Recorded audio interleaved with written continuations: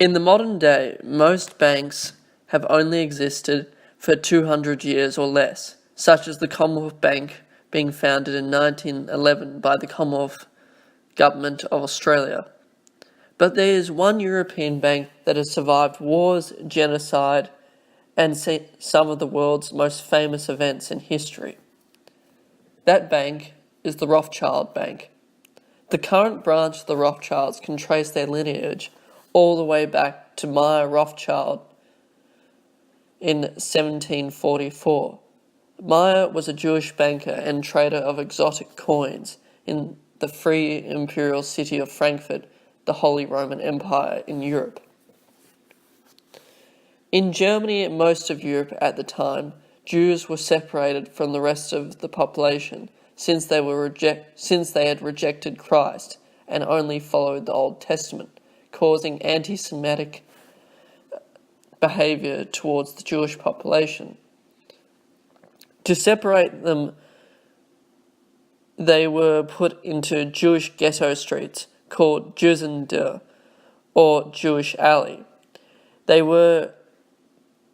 In many cases, this is where unrestricted business could take place, where much of Europe's financing was looked after, because most Christians saw financing with interest as wrong, also known as usury, being the unethical lending, which unfairly enriches the lender, meaning interest. Christians in most cases in the old days did not partake in interest lending. However, that did change quickly. Mayer Rothschild became what was known as a court Jew, where he would do the financing of the nobles in the area, and even some royals. This was very good for the Rothschilds, because they not only gained prestige in their banking house, but they gained protection that some others in the local population did not have. Now, one problem with European wealth at the time was that if a warring nation invaded, they could destroy all your wealth. So Mayer came up with a plan to fix the problem. He would send each of his 5 sons to the major European cities to make a banking house in each of these cities. If there was ever a need to have money moved, then the money could be moved. The 5 sons were the oldest being Amalie Mayer Rothschild, being the oldest, born in 1773, and continued to run the Frankfurt Rothschild Bank after Mayer Rothschild died in 1812. The second eldest was Solomon Mayer von Rothschild, born in 1774, and was made created the Vienna office that stayed open until World War II. The third child was Nathan Mayer Rothschild, who started the Rothschild and Sons Bank in London, being born in 1777. He became the head of the Rothschild Bank after his father died in 1812 and created the only surviving branch left out of the original group. Karl Mayer Rothschild was the 4th son and was born in 1788, moving to Naples to create the CMD Rothschild and Figel in 1821 because of the Holy Roman Empire's or Austrian Empire's invasion of Naples at the time. This house became the dominant banking house in Naples and gained much prestige with the locals and nobles. However, when Italy unified in the late 1800s, much of the noble wealth disappeared, causing a collapse in the Rothschild banking system in Naples, or the Naples Rothschild Bank in Naples. James Mayer D. Rothschild, the youngest son, born in 1792, went to France and created D. Rothschild Frise on 1812. He was very useful and had to and was challenged in many cases by French society, because France had been in a lot of trouble at that point. It was in the Napoleonic Wars, and he had to deal with the new French monarchs, who were eventually kicked out in 1830 by a second French Revolution. The Rothschilds in this time were doing banking in an unstable Europe. France had just had a revolution, and it went from 1789 to 1799. And the Holy Roman Empire was very diverse and unstable. Britain had just lost most of its North American colonies. Spain was dealing with high inflation from the silver they had brought over from their overseas colonies, or from their overseas empire. There was also continuous war just all over Europe. But in the later stages of the Napoleonic Wars, the British government asked the Rothschilds for assistance with funding their war effort. This was because the British had failed to be able to set up a financing network to pay their soldiers in Europe, while the Rothschilds had been successful in starting up a network already. So, to support the British, Nathan Rothschild created a loan for the British government and ended up funding the British war effort.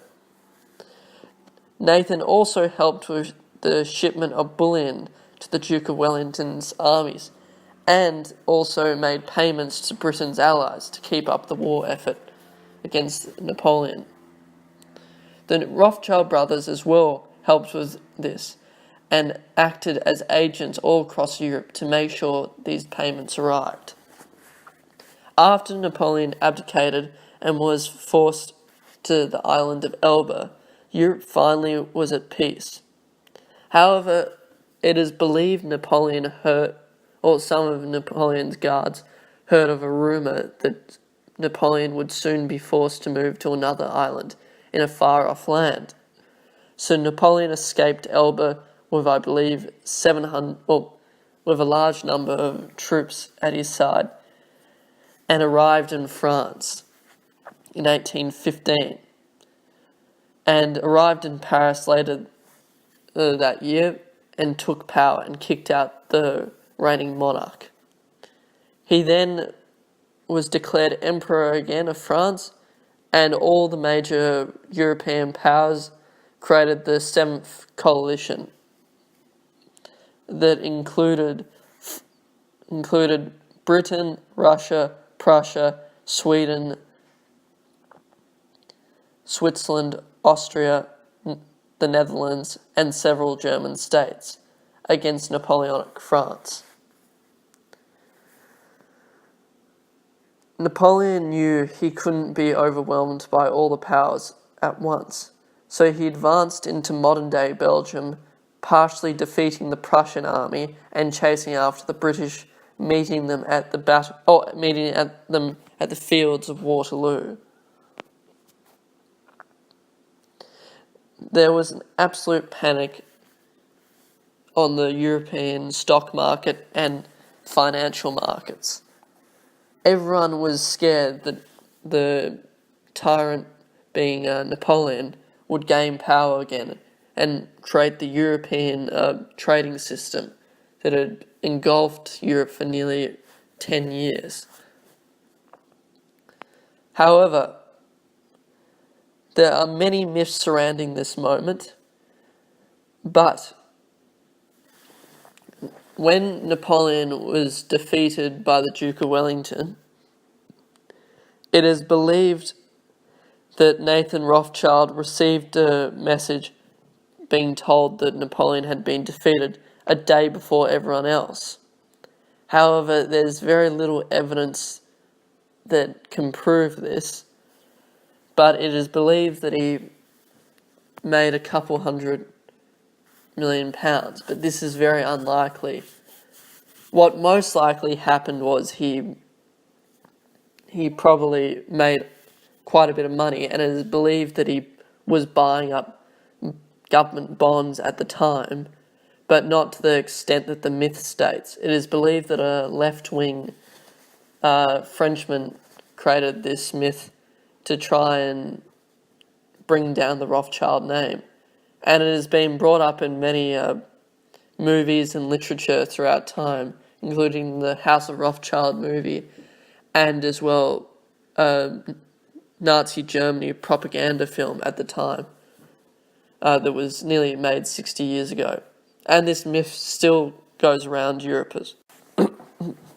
After the Napoleonic Wars, the Rothschilds became a premium financing and banking service for Europe.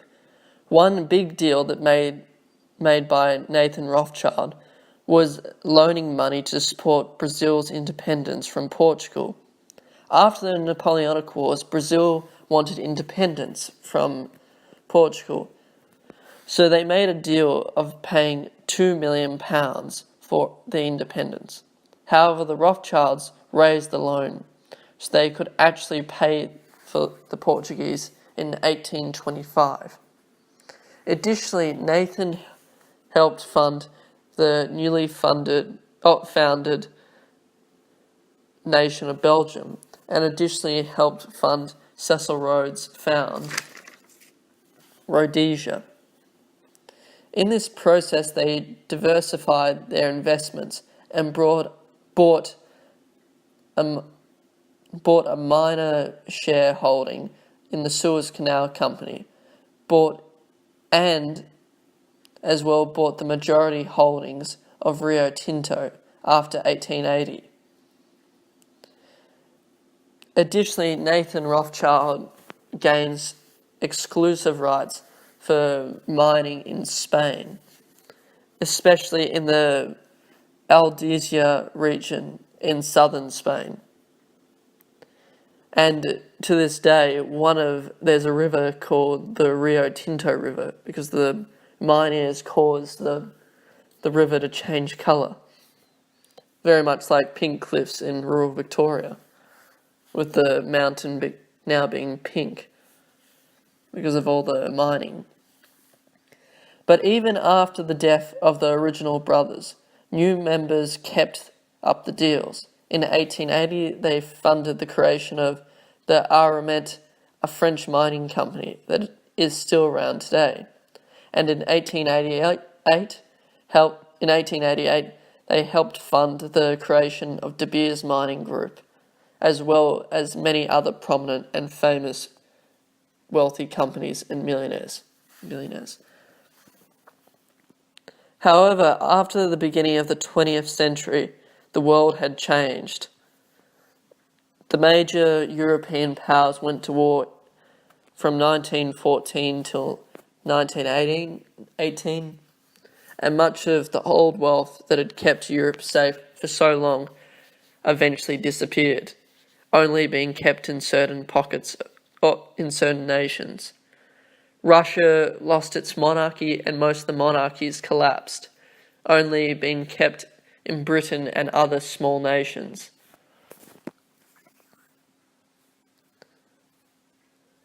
The Naples and Frankfurt branch closed eventually, and the rise of socialism and fascism created great volatility and uncertainty in the financial markets. When eventually, because of the anger of the Versailles Treaty, Nazi Germany came to rise.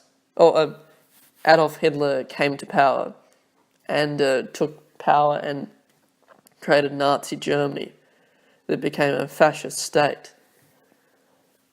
Now, the problem with this was a lot of the industries in Germany were nationalised, causing great angst in the market. So eventually, in 1938, 12th of March 1938, Nazi Germany marched into Austria and annexed Austria. Unfortunately for the Rothschilds had to flee the nation and surrender their bank and possessions to the Nazis, finally closing the Austrian Rothschild bank that had served the Austrian nation for over 100 years. The French branch as well had to temporarily close after Nazi Germany invaded France, but reopened after the war. After the war, the British and French branches eventually merged. However, unfortunately, in 1982, a socialist government came into power in France and nationalised the French Rothschild branch.